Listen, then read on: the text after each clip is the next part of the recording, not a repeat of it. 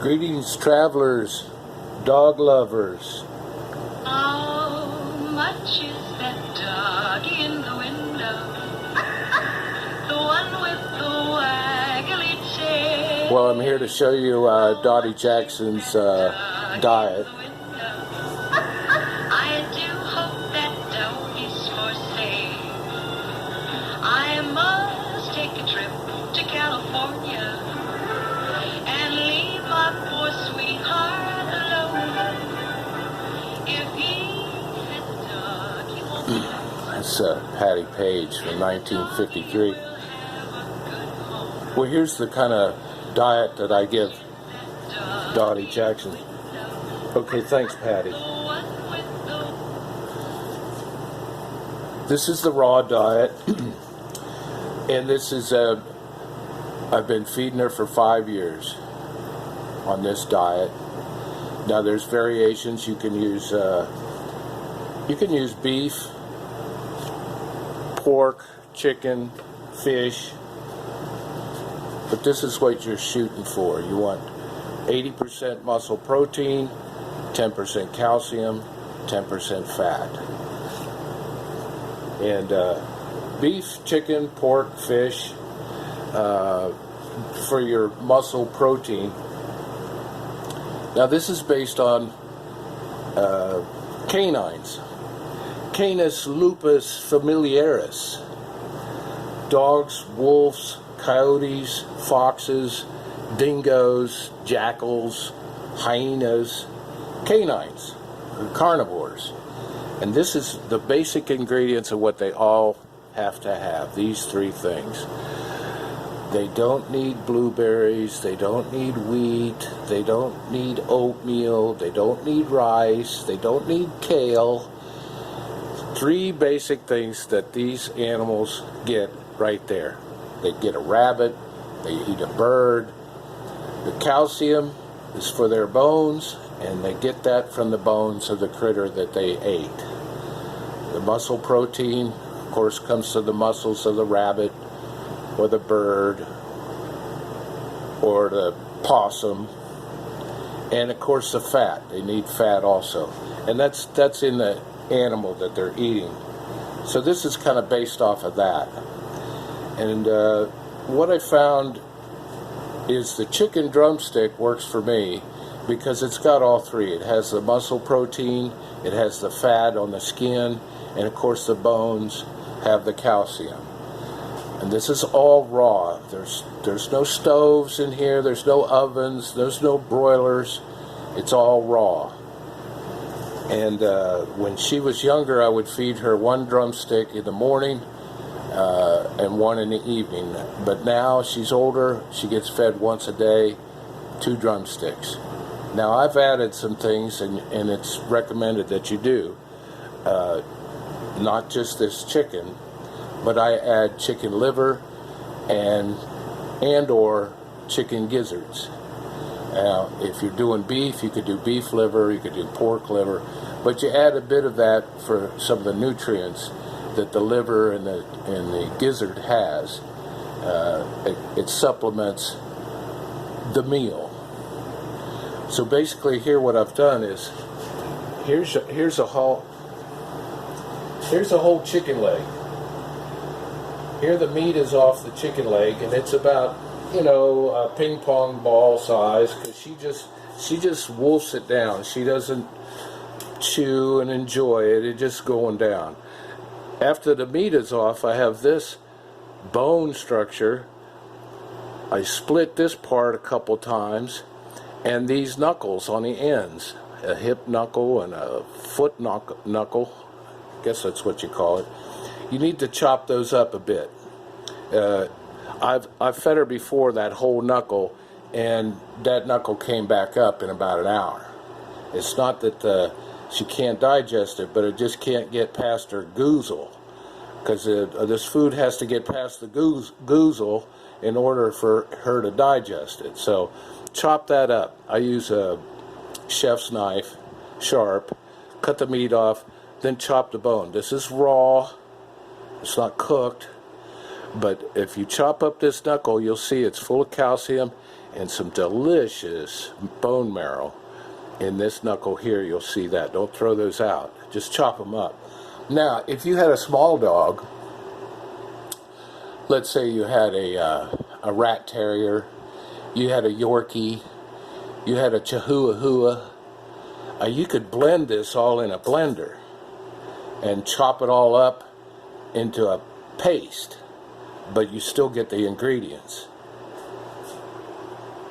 So that's basically it. Chop up your drumstick. You can separate the meat if you like.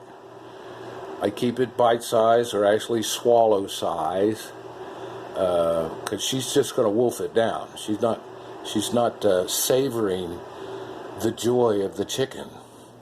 Now, if you go with beef, let's say you want to do ground beef, or even steak, or loin or something, you're going to have to add some calcium. If you're not putting any bone, you can chop up the bone. The steak bones are pretty tough, hard to digest. These chicken bones are nice and soft and they digest well.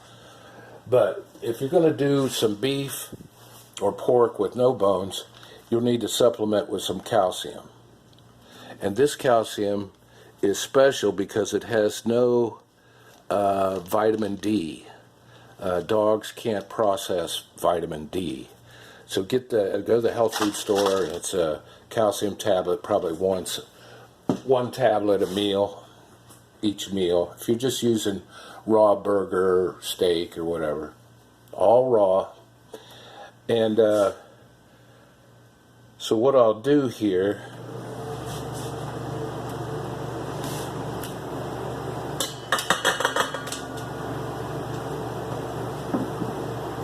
that's your chicken.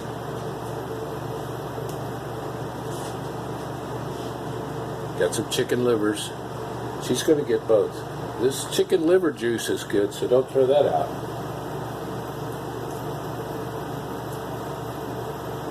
And you could probably do one big chicken liver.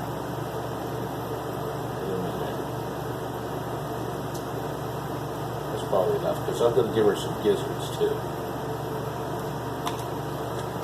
That's got lots of minerals, good for the dog. You can also package this, chop it all up, get all your ingredients, put it in a baggie, throw it in the freezer. Do 7 of them for a week. You can do 30 for a whole month. Then it's all chopped and ready to go.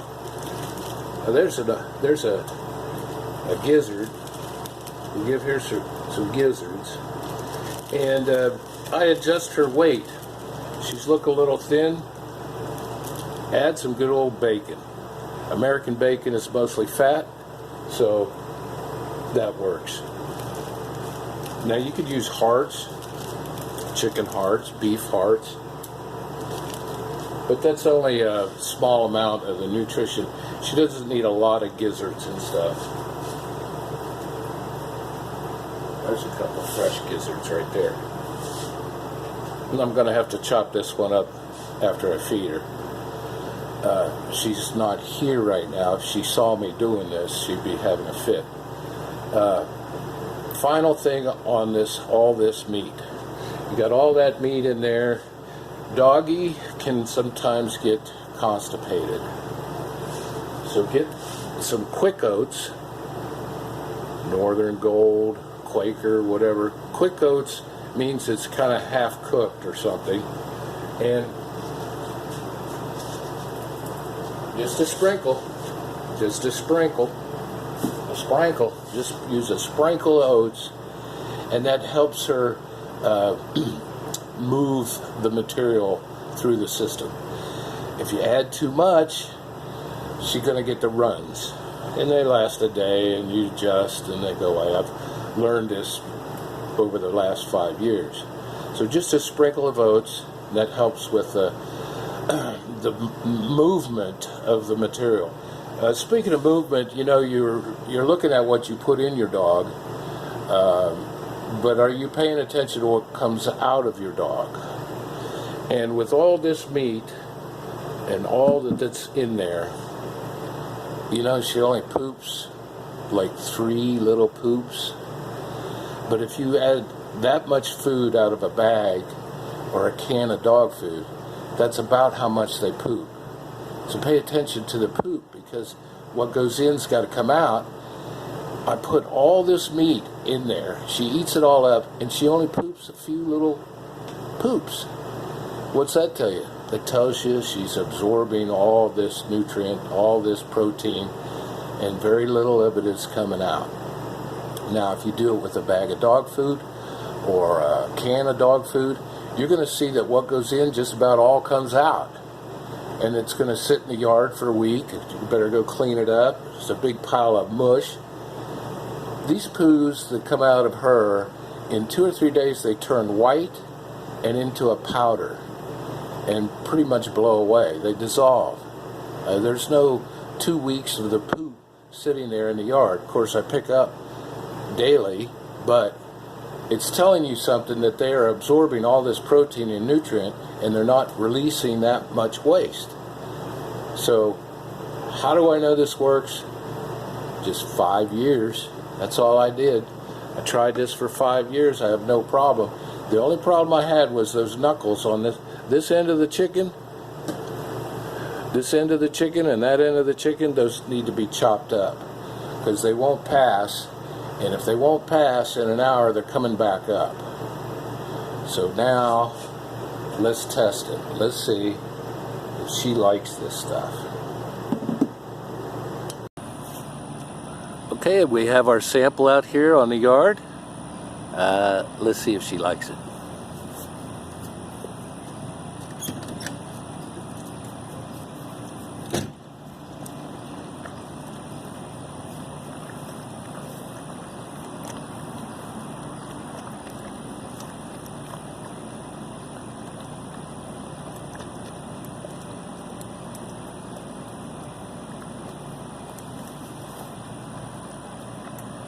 So putting together these meals is maybe 5 minutes. Chop up some chicken and throw it together. Of course, she gets rid of it in a matter of seconds. And it's been this way for 5 years. I've never seen her come out and fuss with it. It's all going down good. Get some fresh water in there, give her a hug. You're good for another 5 years. So that's the raw diet of Dottie Jackson.